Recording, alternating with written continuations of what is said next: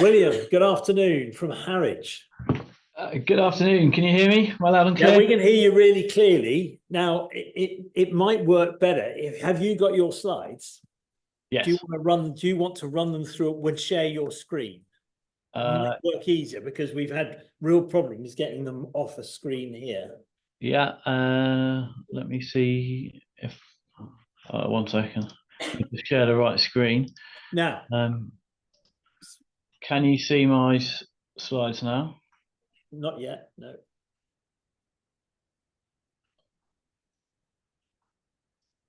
How about now? Yeah, they're coming. Oh, beautiful. That is great. And now, Cool. to put you into context, Nick, when I was reaching out to people, Nick Bailey has done quite a lot of work with the Harwich Haven Authority, and suggested that William talk purely because he's had experience of several methanol propelled vessels arriving in Harwich. So over to you. Thanks, William. Thank you, and thanks for inviting me to say a few words today. So from my perspective, I've spent most of my career working in ports and harbours and around marine operations, and for many years people have been talking about future fuels and alternative fuels and what's going to happen next, and then suddenly it seems to be here. I guess that's why we're all so racing to make sure we've got the right arrangements in place realistically. As Lisa said, though, actually it's not something that's totally new to us. I've been in Harwich just over a year, but I previously worked in Liverpool, Manchester Ship Canal area, and these are products that I was used to working with and dealing with, including managing responses to. So it's something we do have some experience of, and I think making the wider world understand that is key, really. So I'll just flick on. So what's the challenge for us? So we need to continue to deliver safe, sustainable, and efficient marine operations 24/7. So that's my day job, really, including for the world's largest ships. So out the window at the moment, I can see a Megamax container ship. So we need to make sure these massive ships, but also small vessels, can get in and out safely, day in, day out, 24/7, and consequently enable the ongoing success of the Harbour Authority. That's what we've got to do. It doesn't really matter what the fuel's burning or running on. We've just got to keep that as our main goal, basically. As an organisation, we want to be a leading example for harbour authorities. And hopefully, as a trust port, that enables us really to focus on that. So if there's something new out there, we want to be at the front of it, involved with the kind of people you've got in the room there, looking at how we can make sure we've got the right plans in place. And that leads on to the next one: ensuring we have robust and operable contingency arrangements to respond to unplanned occurrences. And I deliberately put occurrences there rather than spills. As has been said several times, as an industry, we've got wider experience in responding to oil spills, and I kind of think in a few years back time we might look fondly back on some oil spills, but there we go. This is a new situation, and for me the occurrences, it could be a ship running aground, or a collision, or a fire on board a vessel that's got this future fuel. So it might not have spilt it, or it might not be likely to. But what do we do? What if there's a small fire on a vessel? What kind of exclusion zones do we have to put in place? As Lisa was saying, where is the port of refuge going to be? Are we still going to run it on a mud bank in the same way as we might do a current situation? So it's that wider planning side that we really need to understand, and hopefully look at some of those scenarios that you were just talking about with different coastlines. So on the last slide, I put about we've got to do it right now. As you mentioned, in the last year, it's become a reality for me and Harwich Haven. So with Laura Maersk, which the whole world watched, I think, sailing about as the first container ship built to run on methanol, and she came in here on a maiden voyage.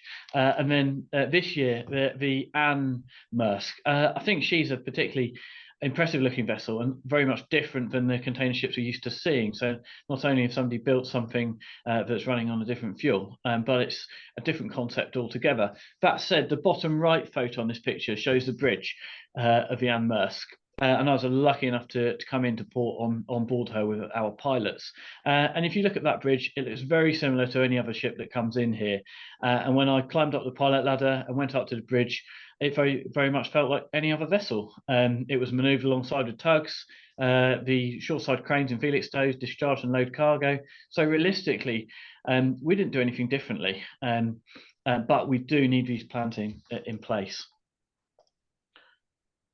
So solution risk. What I don't want is a square peg in a round hole. We don't want to come up with the wrong solutions. We don't want to end up with something that's totally unworkable and not matching the kind of level of hazard that these chemical fuels provide.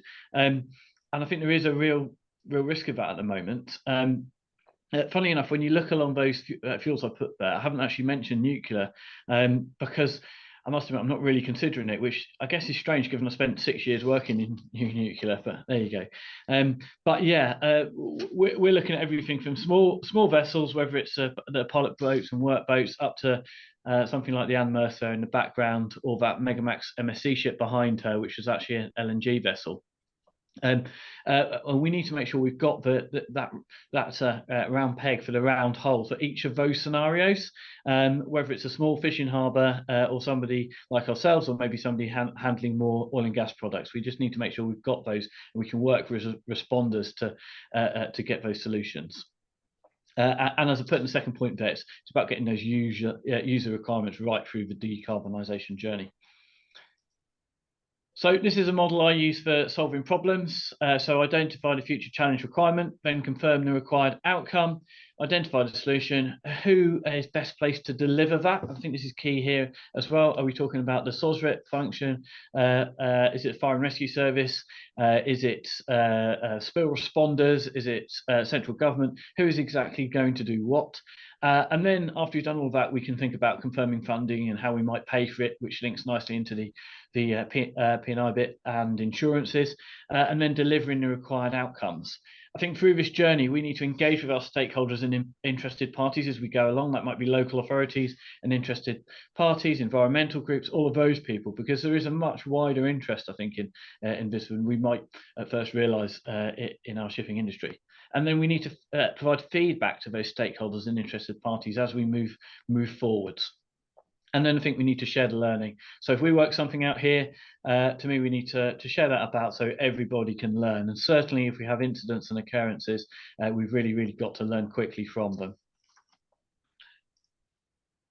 So as a roadmap for me, we need to do vessel operator consultation. So whether that's sitting down with Maersk or MSC or CGMTMA, people like that, or the smaller operators, people like Arklow Shipping, down to workboat operators like Svitzer. We need to sit down with those key organisations and talk about what their fleets are going to look like in the future, and what their bunkering plans are going to look like, and type of fuels and quantities they've got on board. Then we need to define what good looks like for me. So response arrangements, drills and exercises, training and skills, bunkering arrangements, and bunkering supplies. So thinking about all of that, all of those kind of focus areas in the very near future, leading on to our immediate requirements, 3 years, 5 years, 10 to 15 years time, as I think it's probably going to change, especially if we start to think about ammonia and potentially nuclear in the latter part of this decade. And then opportunities. Whenever we do this, we need to look at opportunities. So what can we do as an authority point of view? What commercial opportunities are there? And how can we maximise those? Similarly, we always want to consider risk points. What are the known unknowns and the challenging unknowns, get around the table and really do some hazard ID, understanding what do we really need to think about and how is it different than the fuels we're used to. And then future risk points, what might be out there in 10, 15 years time, what's that next risk point that we need to be aware of.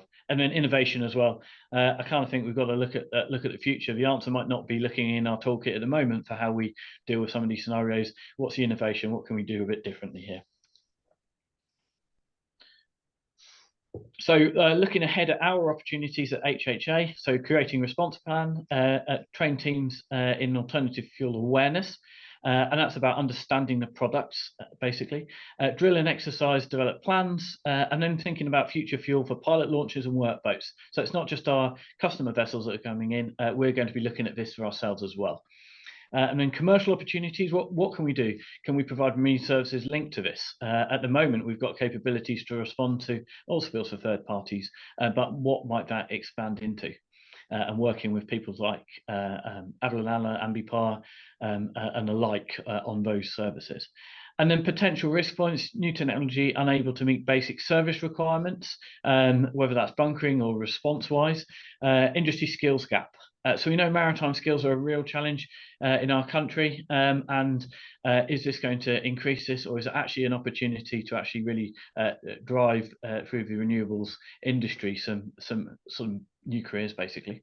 And then fuel availability and inadequate response capability. So is there enough of the fuel, and do we actually have the right capability to respond? So future resilience for me is around multifunctional response plans. It's working with partner agencies and organisations to make sure we've got multifunctional and diverse plans that can deal with those wide-ranging situations and the new hazards that we might see out the window. And then further training in alternative fuel responses, so we end up with some suitably qualified, experienced people, which to me is somewhat different than the top line there. Awareness of the fuel, it's that next level really that we're probably looking at, and that isn't possibly available at the moment. And that's it from me, thank you. William, can I just ask, when do you expect to be able to bunker methanol or ammonia from Harwich or Felixstowe? Anyway, to be frank, so we have HVO type fuels bunkered from road tankers. We have tankers come across from the near continent and bunker fuels at the moment. We have a small refinery here that's producing different types of fuels. So it could, a bit like the fact that ships have turned up, it could happen at any moment, or maybe more likely that we get 6 or 8 weeks notice. But yeah, it's potentially imminent. That said, if we don't see any for 2 years, I wouldn't equally be surprised. So it's yeah, slightly challenging. It's a moving playing field, isn't it? Yeah, but we need to be ready, basically. Yeah. And we want to be front ending that curve, basically, so that we've got the right response arrangements in place, the right bunkering arrangements, and we're there to support that. And realistically, we have very clear net zero goals ourselves. We want the ships to be efficient and move into these future fuels, and we want to be a home for them in the future. So it really is a key business goal for us to support this industry. Great. William, thank you very much indeed. That's brilliant.